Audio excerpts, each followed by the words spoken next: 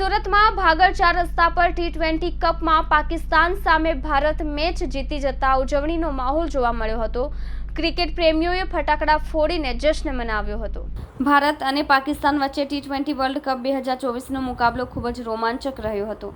ભારતે આ મેચ 6 વિકેટથી જીતી હતી। આ મેચ એક સમયે સંપૂર્ણ રીતે પાકિસ્તાન તરફી બની ચૂકી હતી, પરંતુ આખરે ભારતે દિલધડક વિજય મેળવ્યો હતો।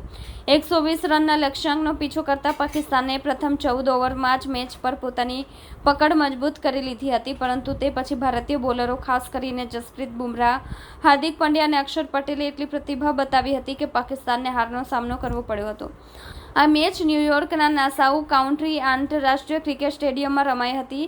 120 રનના લક્ષ્યાંકનો પીછો કરતા પાકિસ્તાન 7 વિકેટ 113 રન જ બનાવી શક્યું હતું। ટી20 વર્લ્ડ કપના ઇતિહાસમાં પાકિસ્તાન સામે 8 મેચમાં ભારતની 7મી જીત હતી।